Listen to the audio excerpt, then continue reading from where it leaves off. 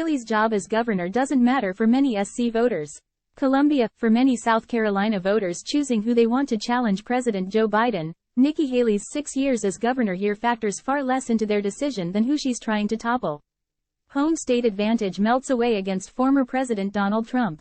3/4 of South Carolina voters say it makes no difference at all that Haley's from South Carolina, according to a recent CBS News poll. Other results of the poll suggest why. 4 of every 5 people likely to vote in the GOP primary said Trump fights for people like them, compared to just over half believing Haley does.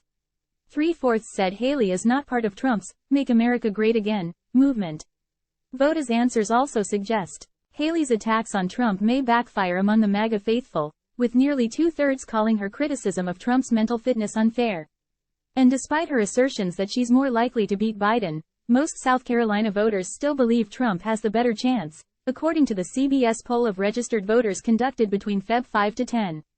Voters may have a candidate they really like, policies in the past they really respected, but no matter what that person says or does, they're not Donald Trump, said Scott Huffman, director of the Winthrop poll.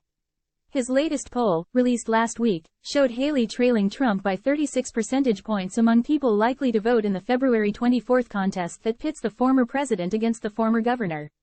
It also showed that twice as many GOP voters view Haley unfavorably, compared to 3 months ago. Huffman thinks this is due more to her increasing attacks on Trump than on any baggage from her past. On the contrary, Haley has been consistently popular before her run for the Republican presidential nomination. Since she's been out of office, her favorability in any poll we've done has been high among Republicans. Huffman said, "So, I don't think anything from her past is inherently dragging her down." Not all voters in South Carolina, one of the nation's fastest-growing states, remember Haley's time as governor, which ended prematurely after Trump won the 2016 election and made her his first United Nations ambassador. Some interviewed by the SC Daily Gazette still think she did well as governor. Others are more skeptical, but from Huffman's perspective, that skepticism is more recent. "I think as this race is coming down to the wire, folks are looking for their own internal explanation for why I am not supporting someone that I and my party have liked in the past," Huffman said.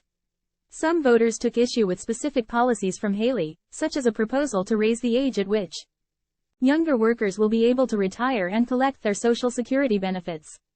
But for many, the key differences are not in what the two candidates advocate. For example, for issues important for evangelical voters, who make up a large proportion of the Republican primary base, the two have very similar stances. In many ways, both candidates have similar views in standing up for and representing traditional values. John Parker, executive director of South Carolina Faith and Freedom Coalition, told the Gazette, "Most of what I think your standard evangelical sees as different between the two is stylistic." Kim Cessna, 58, of Mount Pleasant came to Trump's North Charleston rally on Valentine's Day with a sign reading, "Nikki Who?" The message, which Cessna said she wanted to put on a t-shirt but didn't have the time, borrows from Haley's own recounting of her underdog run for governor in 2010, when the then House member largely unknown outside her Lexington area district beat a congressman, state attorney general and lieutenant governor. "I do like her, I do," Cessna said of Haley. "We need to do what's good for the party. I don't think she's offensive, but I think that she doesn't have a clear path. She needs to stop, let it go, and then she can have next time." Cessna, a coordinator for a construction company, was also skeptical of where Haley is getting her donations. Haley has faced accusations from other Republican rivals that she is supported by wealthy, liberal Wall Street sources. Haley has countered that no one dictates policy to her. Other supporters pointed to Trump's experience in the White House in selecting him over Haley. "I just think he's got more experience, and he's already done it before," said Keith Painter, 51, an operating technician who came to the Conway rally from Sumter.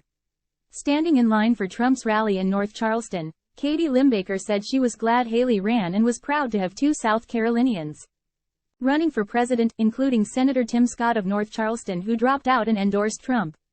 But she is skeptical of Haley as a candidate. Her companion in line, Sal Syria, a 23-year-old manufacturing technician, said Haley is shady and disliked her proposal to raise the retirement age starting with workers now in their 20s. Both traveled from Manning and rural Clarendon County for the rally. Limbaker, who works in tech support and as a rancher, said she remembers Haley's tenure as governor. "She's not as conservative as she puts on," said the 28-year-old, who would have been in her teens for much of it. She changes her opinion too much, depending on who's funding her, Syria said. It's an answer that resonates criticism from Haley's opponents, including Florida Governor Ron DeSantis before he dropped out. Many of Haley's supporters appreciate her style as well as her track record as governor and ambassador. That includes her successful push in 2015 to remove the Confederate flag from State House grounds following the massacre of 9 worshippers at a historic black church in Charleston. She did a great job for the state, and we're looking forward to her kicking butt with high heels, said Laura Dukes, a 62-year-old landscape architect who saw Haley in Newberry. I like her energy and her getting out there and sticking with it, said Charlie Dukes, a 66-year-old retired mail carrier. The Dukes, of Newberry, appreciated some of the things Trump had done but wanted a change. For other supporters, the fact Haley is not Trump is the most important thing. About her campaign. Michael Rose, 29, is a self-described moderate who said he supported Haley even when the primary field was more crowded. My primary motivation in this election, just like last election, is to beat Donald Trump, he said at a Haley event in Elgin. I hate that. I'd rather be focusing on policy and issues that matter to the American people, but it's not going to happen. Quote, Rose is skeptical that Haley will do well in South Carolina, however. The question in my mind isn't, what do I think about South Carolina, he said. It's, how does she still win despite South Carolina?